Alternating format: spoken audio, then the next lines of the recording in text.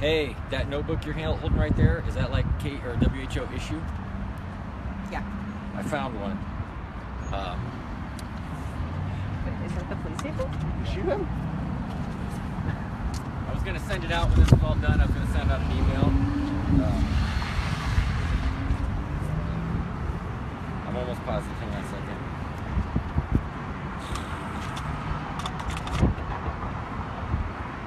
Yeah, I mean, those are the ones that they give us, so. Anybody else have these? I mean, the register uses those too. You do? Okay. I don't. All right. Well, I'll send it out email if somebody's missing one. I got it. And they got shitty handwriting, but they did write some nice things about me. Are you willing to go on record with that? You can all right? crouch. Yeah, you can just look at Ethan. Yeah, you can just look at it. We're going to go whenever you are. All right, so Sergeant Parizek, I guess just what does it mean? I think I saw a cop car from Wisconsin rolling in here. How many other people have you seen come through, and what does that mean to you guys? I don't know who's already arrived, but I know that personally I've been contacted by at least 6 different states. We're expecting representation from all over the Midwest, and we know that's going to extend to other areas. I've spoken with officers in Tucson, Arizona, that are planning on attending and sending their honor guards, and then also as far east as Vermont. I heard 10 cops from Chicago. 20 probably. What does that show of support mean, especially when it's visual, when we see them escorting the fallen officers? You know, you got to think about the concept of there being strength in numbers. It doesn't just apply to a force-on-force type of situation. It's the emotional support also.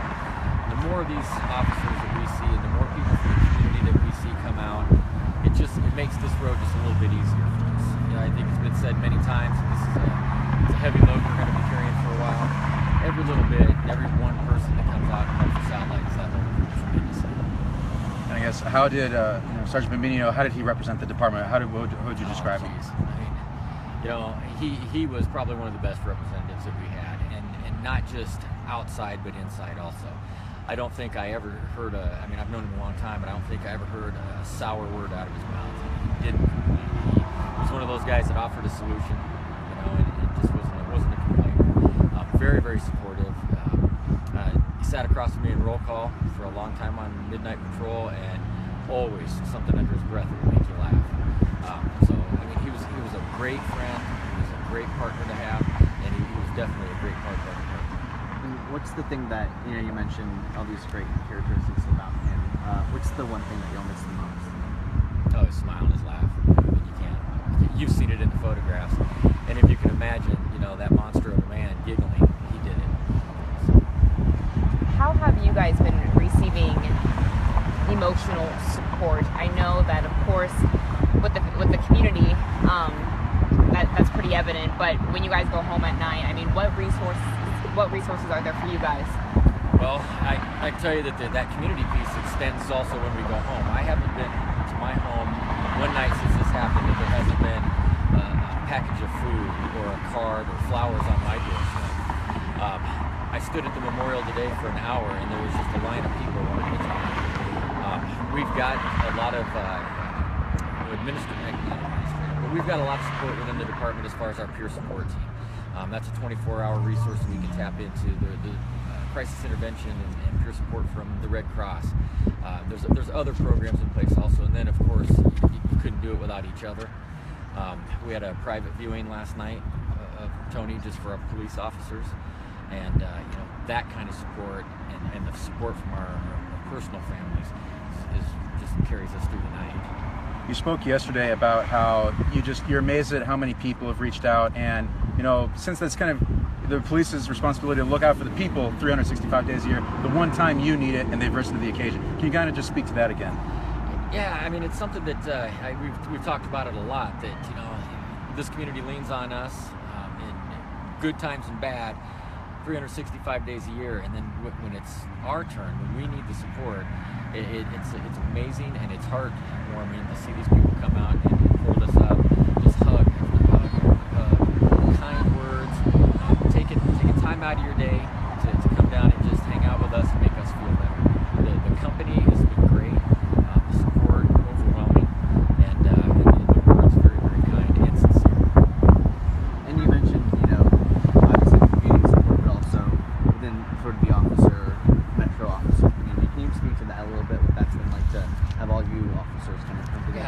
talking about the metro, I mean, it's one big community. I was talking to a lady today at the memorial, and she was from Urbandale, and like I told her, hey, we don't know any borders or boundaries when these things happen. There is a certain fellowship and for lack of a better term, brotherhood within law enforcement. We experience it every time we travel. We know that when these things happen, folks are going to travel to us. And again, it's heartwarming and overwhelming. It takes your breath away sometimes. You got something, Charlie? Yeah, I was going to ask.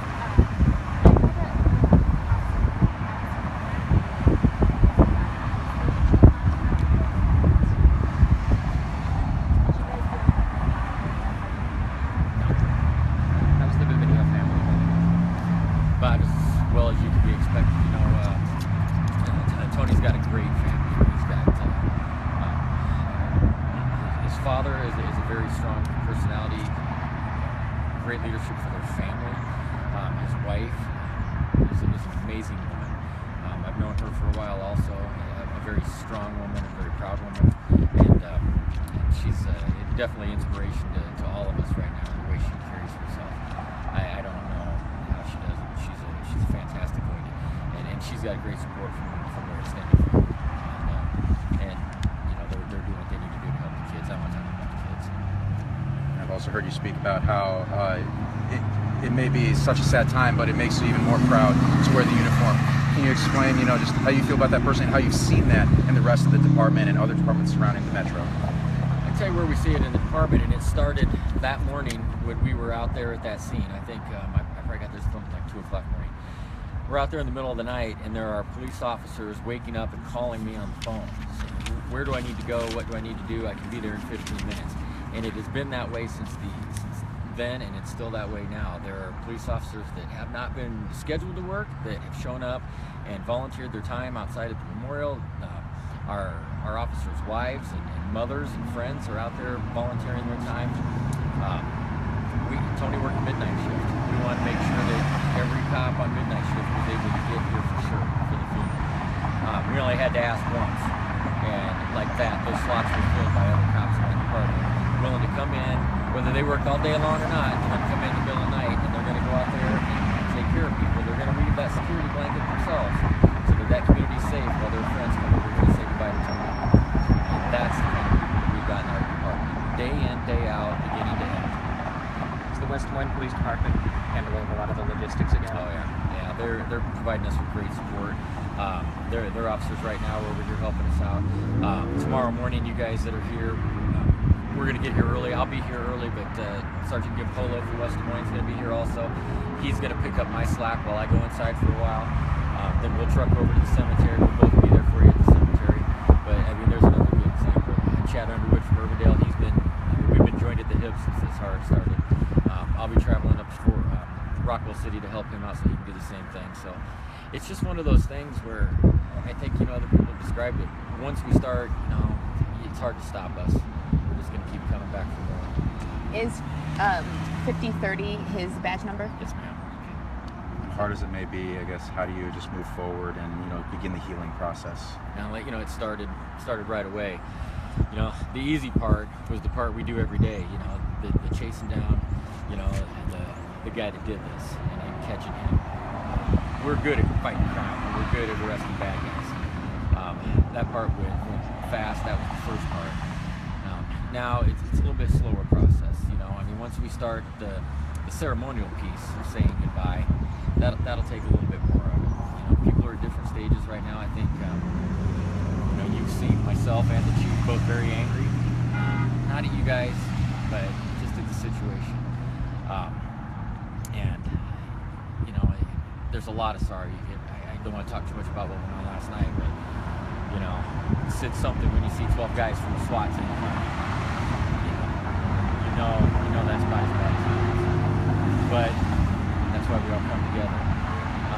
It'll go on. I mean, just like with Carlos and Susan, you know, and Sean Miller. It keeps going. You get a little bit better. I think the Chiefs probably said it best. It's a heavy load to carry around. It gets a little bit lighter as the days go by, but it's always going to be there. Normal's never going to be normal again. It'll be new, but it's not. Yeah,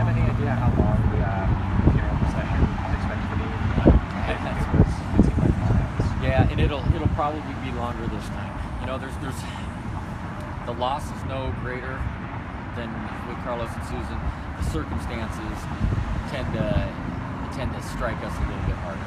You know, when it's everybody knows what happened with Carlos and Susan, but when we know that it was an intentional and deliberate cowardly act of murder, that tends to raise our ire a little bit. You're going to see a lot more cops come out here to support us because they need an outlet too. They need to close this for themselves because we felt it when it happened in Dallas and Baton Rouge.